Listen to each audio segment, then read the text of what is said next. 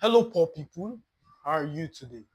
Very quickly, I'm going to explain how to get rich by utilizing the game of appearance.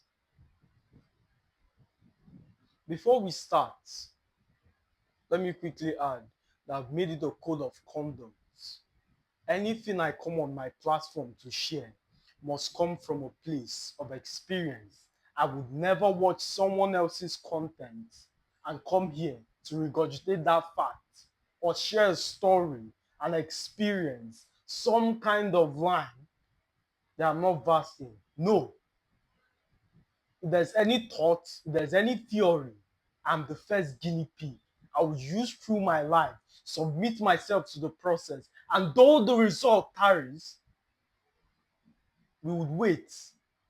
And even when the result comes, I would analyze every permutation possible. Where did my beauty play a role? Where did my connections play a role? Where did my business acumen play a role? Such that when the average individual who's anxious, depressed, comes from a place of the lowest echelon of society, finally trying to do something good in his life, is sure not to be met with disappointment. Influencers these days are very insensitive, very insensitive. All they care about is to extend the length of video as much as possible, profit from their audience. Their well-being is none of their business, which is evident by the kind of products they advertise. Oh, I'm sponsored. I'm sponsored. Shut the fuck up, bro. Well, yeah, influencers are very insensitive as touching your problems. That's why when an individual commits himself to the process, when he wants to try something new, it's my job to ensure the information that is being communicated isn't flawed. And not just from a theoretical standpoint, not just because it sounds logical, more so, it has been tested and I have heralded results in that fair. So let's move on. How to get rich using the game of appearance. This is a very undisputable concept. Very undisputable. There are a small subset, as if they do exist at all, who would disagree with me. Looking good, having a semblance of success optimizes your opportunity to attract that success. And subconsciously, this is the reason most guys would endure rigorous process, submit themselves to inhumane treatment, try as much as possible to climb the ladder of success, only to spend it on external things because they understand at the back of their mind by positioning yourself as something or buying something, it increases your status, which gives you access to Instagram models, better relationship, opportunities to increase your wealth. Remember what I said about the subconscious. You do not consciously think of your actions, you only sustain a belief, and all your actions ladders to produce that outcome. For instance, you believe you're going to be successful.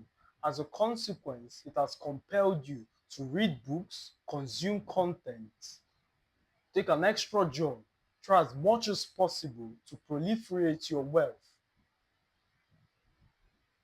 Consciously, you did not remember deciding on that course of action, but the subconscious mind compelled you to take those actions. Yes, there are goals, but why didn't you have those goals prior? In fact, there are so many things you've invented surrounding that process, which was not consciously decided.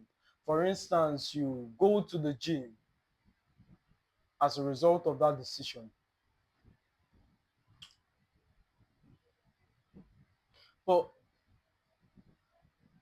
The main key of tonight's discussion is I would provide the balance. I will provide a balance as touching the approach of wealth by appearance. This key is usually abused, not because you are bad, but because you're human. It's something that has to do with your nature. Consumption is far desirable than investment. Withdrawing $50,000 from my bank account, I would love to spend it on a vacation with hot Instagram models. It is far more desirable than putting it in a bank on a 2-3% APR. I would love to engage in that vacation as opposed to otherwise. So it's a human thing. It has nothing to do with you being bad or good. It's not a moral argument. So once you sit and analyze as a professional that this is the case, what is the next course of action? Do not take it to the extreme. It is desirable to be extreme. It is easy to convince yourself that getting that extra handbag sudden would amplify opportunities, would increase your status, you'll meet better people. It is easy to convince yourself, but like I shared with my brother today, every single thing has an hidden cost. There's a story of a lady whose parents gifted a $60,000 rug, of which stood out of place next to her hand-me-down furnitures and poor lightings. Then she felt compelled to spend the exact same amount on new furnitures, chandeliers, dining table. Now that expenses came as a result of one gift. There are things you pay for today, e.g. a car that runs on high gas, that compels you to move to a better neighborhood, which means your expenses of maintenance of that property just went up from one purchase.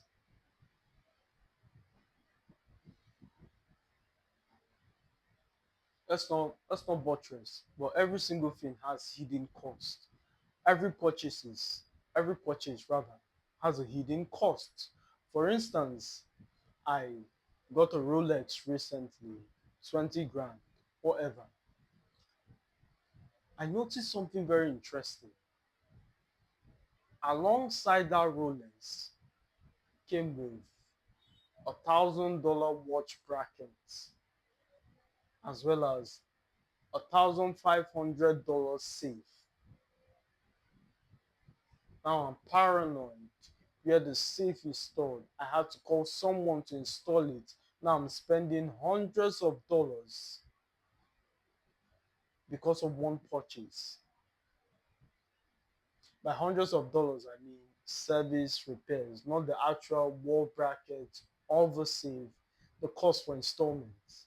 But cumulatively, you're looking at anywhere between 3 to 4 grand as a result of one purchase.